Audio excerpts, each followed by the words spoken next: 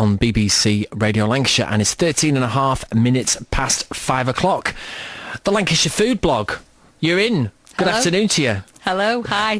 Tell us your name. Lindsay Barrow. Lindsay Barrow, and you write Lancashire-foodblog.blogspot.co.uk. That's correct, yes I do. I guess if you search for Lancashire Food Blog, we'd probably find you that way, would we? Quite luckily, if you Google me, I'm normally number 1 or number 2 on You're the up list. there on the list. I am up there on the list. So what's your blog about, and what are you trying to do with it? What are you trying to achieve?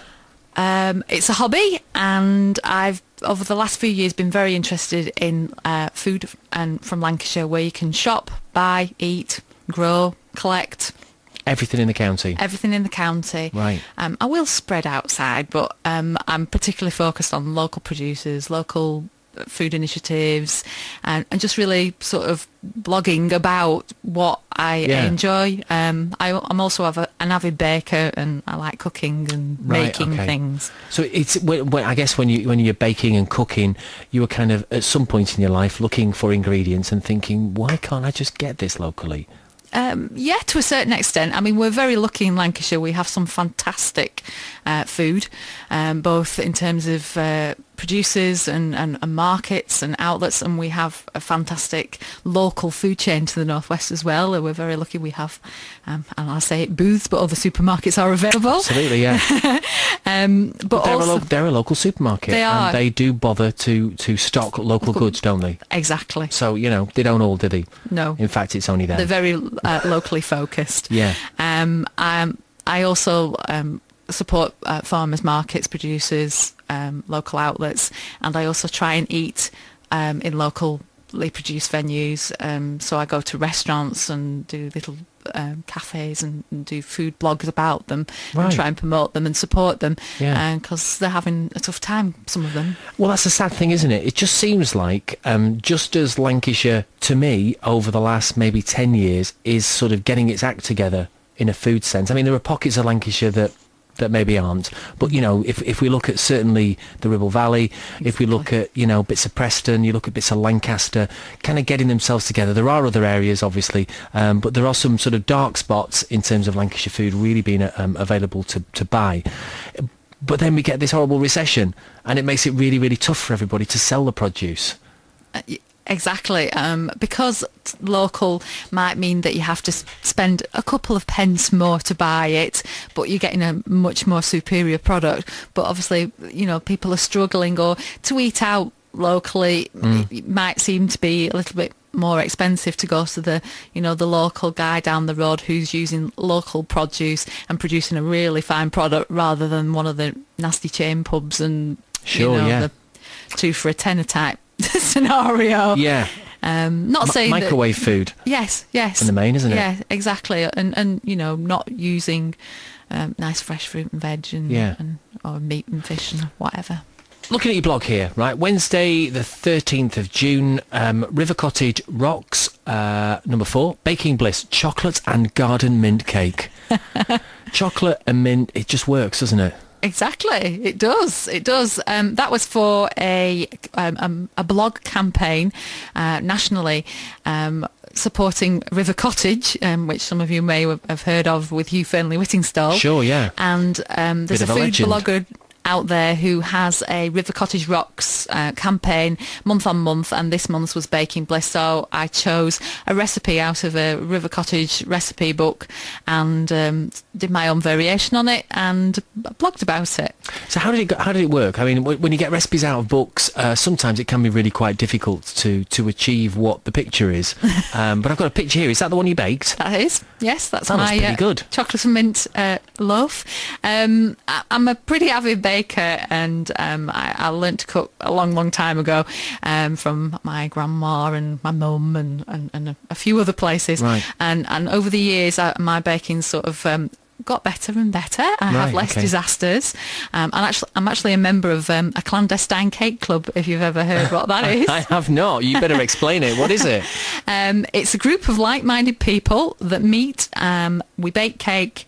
It's not a competition. We meet in secret venues, that's why it's clandestine. They're only publicised a couple of days before.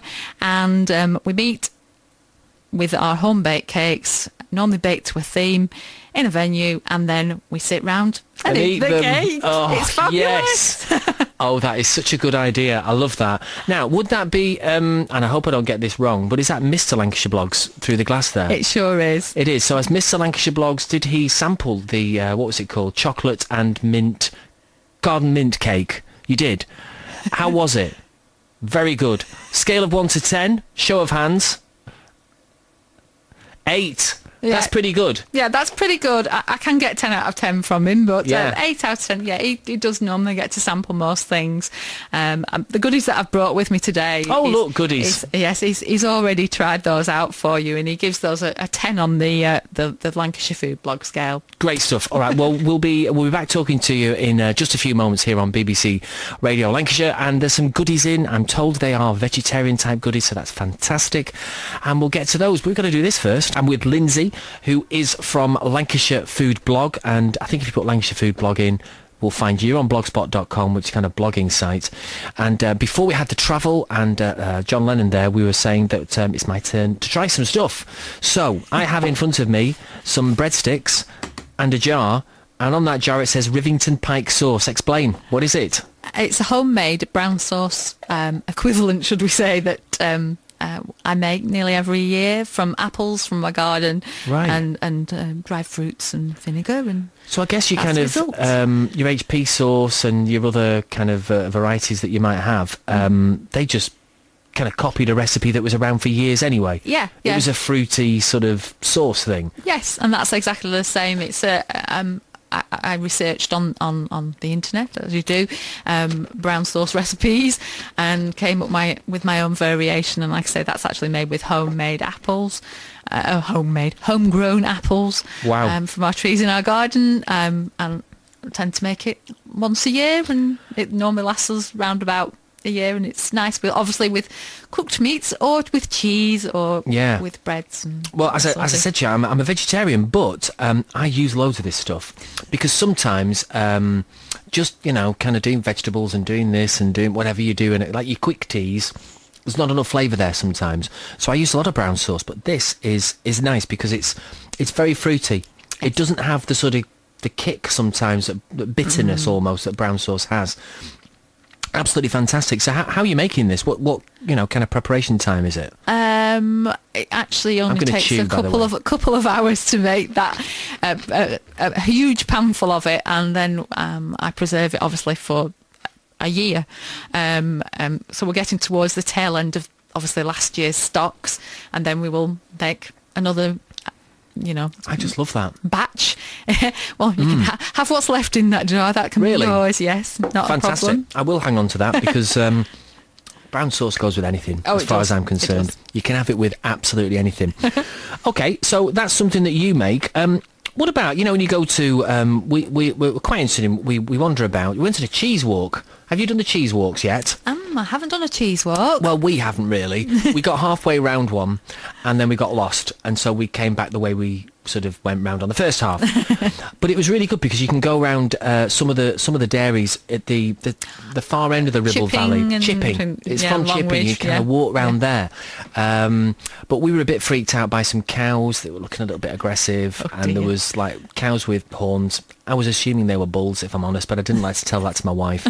But we wandered around there, and as we were going, we came across places and bought proper Lancashire cheese. Which is Lancashire beautiful. cheese with that. That's a Oh. good combination, isn't it? Fantastic. It makes a wonderful toasty, actually, Lancashire cheese with Yeah, that. with that sauce. I Yes. bet it does. Are there other people doing this kind of sauce, or is this just sort of your thing? This is just my thing.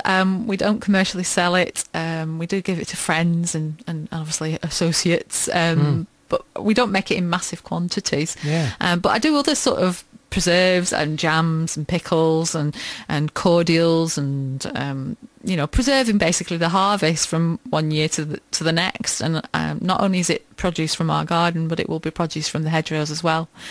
At the moment, I'm actually running a campaign on my blog with the hashtag on Twitter of Elderflower Challenge. Yeah, that's how I came across you. That's right.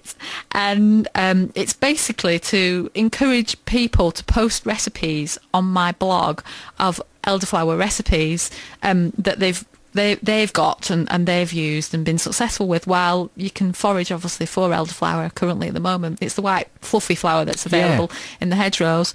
So I thought I'd run a campaign, and it's been quite popular. Right, so what sort of things are coming in? What can you do with elderflower? Ice creams, panna cotta, cordials, champagne, jams. I think there's about 10 different posts currently on the blog.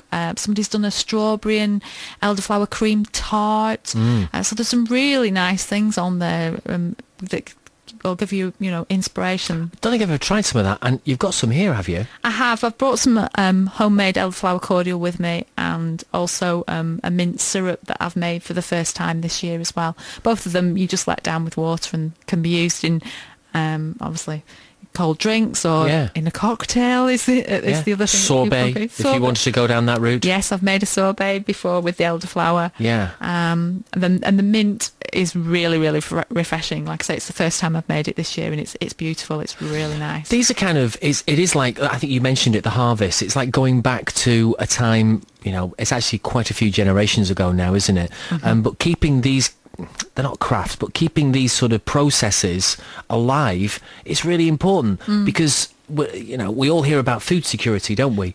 We hear about the fact we don't grow half enough food to actually live off in this country, and if there ever was a problem with the ships, there was a problem with the world, and we couldn't get food anymore, we'd really struggle to feed ourselves. So people like you keeping this going is very important.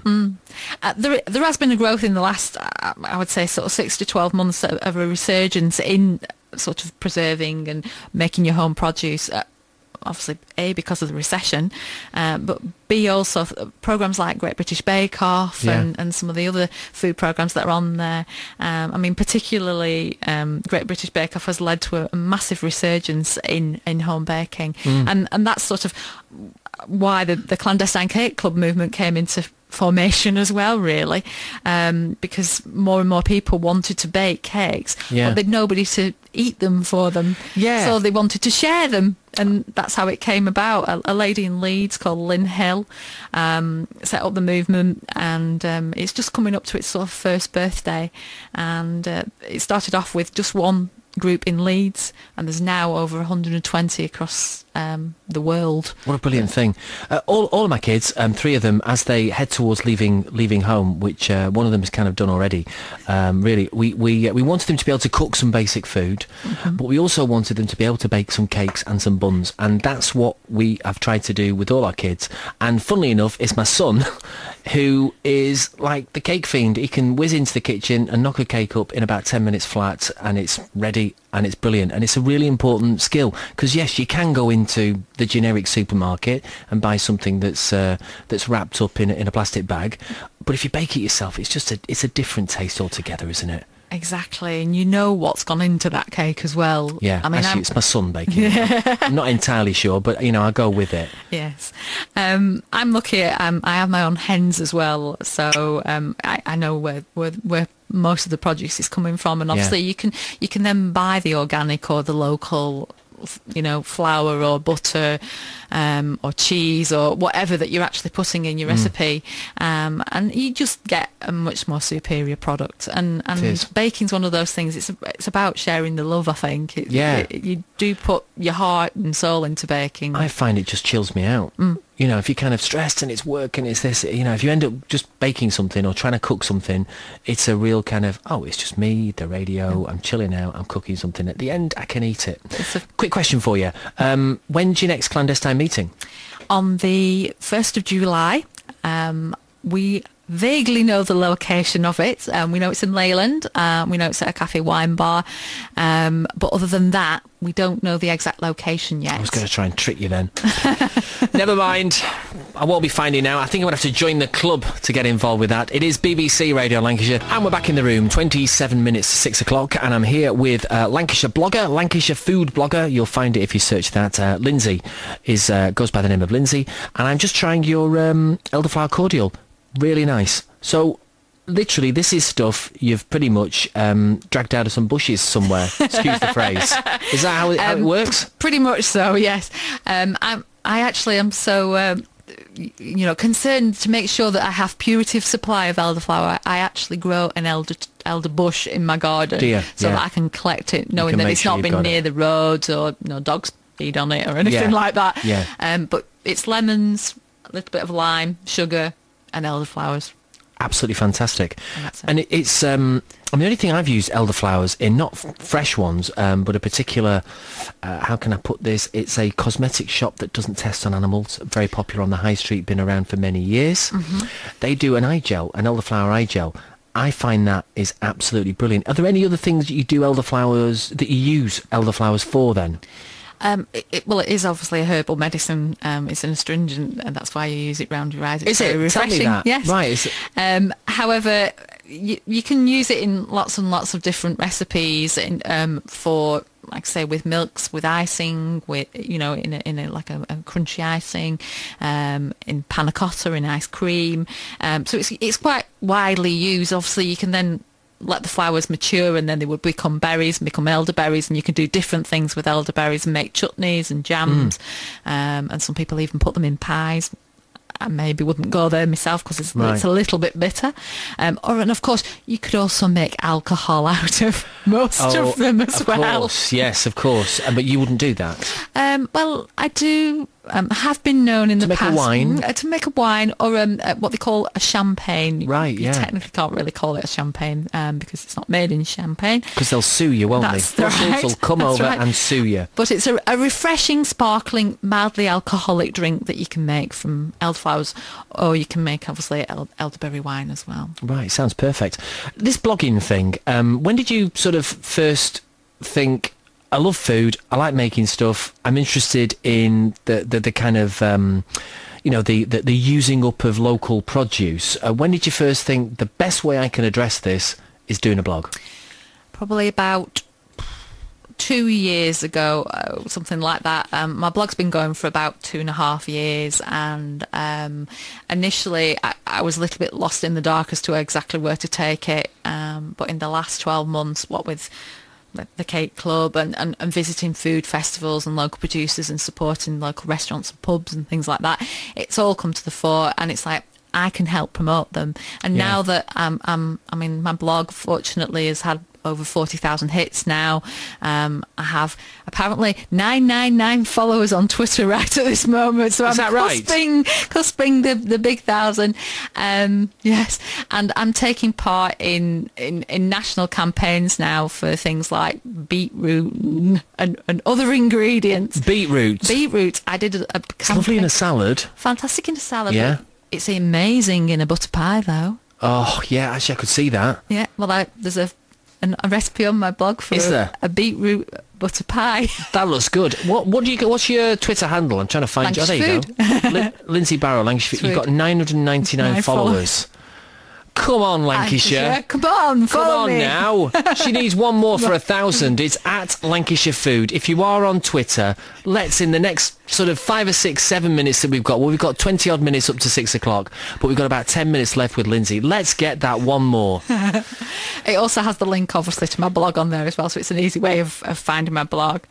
I'll use many local ingredients. So, as I say, I've got some mint cordial here for you as well. The mint was grown in the garden, but it's a very similar principle to the elderflower cordial, and that's a really nice, refreshing drink as well. Yeah.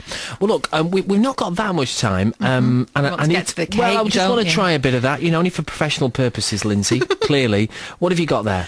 I've got an almond and apricot loaf cake, and I've got white chocolate tiffin. Wow. Both of these are slight freestyles on the lady who won this year's Great British Bake Off recipes, but I've done a couple of little tweaks of my own within them, and they're very nice, if I do say so myself. I like a good traditional cake. Most of my friends at the Clandestine Cake Club know that I'm... So what's a traditional cake? What do you mean? If you pass that, pass a little bit over and I'll just taste of it, can I? More like a fruit cake, or a Madeira cake, or a Victoria sponge, or the more traditional style of cake. More of a plain cake. That's great. Thank you. No. Obviously I need a cup of tea, and we're not going to get one here, so I'm not getting any tea bags with me. Oh dear. You're still on 999 followers. Oh. At Lancashire Food. Yes, please. You Twitter people. Come on, let's get you to 1,000. Yes. I'm also planning in the next few weeks as well of taking part, because again, I'll help promote a local food initiative, Leyland Festival. I'm a local girl to Leyland, and they're running for the first time ever a bake-off as part of the festival celebrations on the 7th and 8th of July. The Saturday, the 7th, they're having the inaugural Leyland cake competition. Fantastic. And then there aren't enough cake competitions in the world. And then the Sunday is going to be a classic Victoria sponge, your variant on a Victoria sponge. So I'm going to be hopefully taking part in that. Great. So, I mean, not only do you blog about it and you try and support other people that are baking and making their own kind of local produce, you love making it yourself, don't you? I do. Tell me about Preston. Again, the Clandestine Cake Club, we're taking part in the Preston Cake City initiative. Lane M. Bates, who tweeted before to us. He did, yeah. She's one of the members. There's a couple of others as well, a lady called Orange Martini and Twit Totty on there, who will also be baking cake and taking part in the Preston Cake City celebrations, which are part of the Preston Guild Food Festival, which is in September, at the beginning of September. So basically, we're building an iconic Preston building in cake. Have we got the 1,000? No, I'm just giving thumbs up through the glass there to my producer, who's going to do something for me now. Okay. So forgive me if that distracted you slightly. This cake is amazing. I have to say that. Is it packed with sugar? Has it got a lot of sugar in it? It does have sugar in it, and obviously very, it's very sprinkled nice. with demerara on the top. But you have got apricots in there. You know, so it's part of my 5 a day. That's what you're saying. Part of your 5 a day. Yes. That's good. Yes. I mean, the white chocolate tiffin that you've got, that's got cherry pieces in it and strawberry pieces. So you know, so it's health food. Yes. It's a health food. That's what you're trying to tell me. It's probably a lot healthier than a lot of the cakes you buy in the shop, anyway.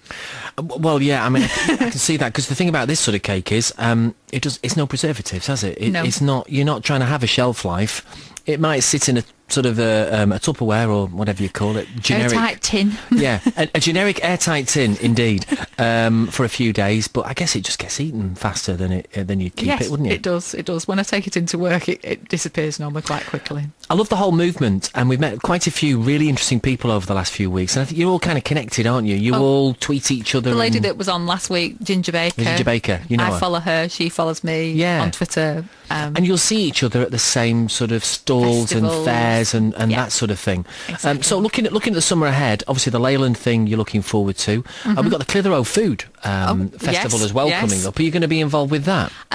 Yeah, I'm attending. Of course, I'm attending. You'll be there sampling, will you? I will be there sampling. I was just looking at the chef's demonstrations last night. I'm pleased to say that my favourite local chef is apparently going to be appearing. Oh, good stuff. And who would that be? That's Chris Rollinson from the Red Cat near Wilton. Right. A great young local chef, won North West Young Chef of the Year a couple of years ago. BBC Radio Lancashire, and I'm going to do another refresh of this. It was up to 100 and... See, it's not done it now. That's not refreshed it, has it? Let me try again. It was up to 1,007 last time we looked. Anyway, that's at Lancashire Food if you want to follow Lindsay. I'm going to have to say ta to you now, Lindsay, but thank you very much for coming in. I do love the Rivington Pike sauce, and I would very much like it if you get a deal with a local supermarket, let's be honest, Booths, and make it in a sort of quantity where I could buy it every week from my local shop. Well, you'll have to come and talk to me. Yeah. Well, we can sort that out, surely. Anyway, thank you very much. Your food blog you can find, really, Twitter, I suppose, is quite an easy way to find you, isn't it? So if you search at Lancashire Food, put that into Google, it'll come across your Twitter page, and then you can get the link. I'm also on Facebook as well. I do have a Facebook group, so you can find me that way too. Right, brilliant. Well, look, thanks very much for coming in. I very much appreciate it. And... I better give all this stuff back, because I am just going to be so massive. I'll leave the white chocolate tiffin for... I'm sure it'll be fine for the team tomorrow if you don't manage to eat it all. No chance. I could never eat all of that. Listen, thanks very much. Right, that's Lindsay from the Lancashire Food blog. Now...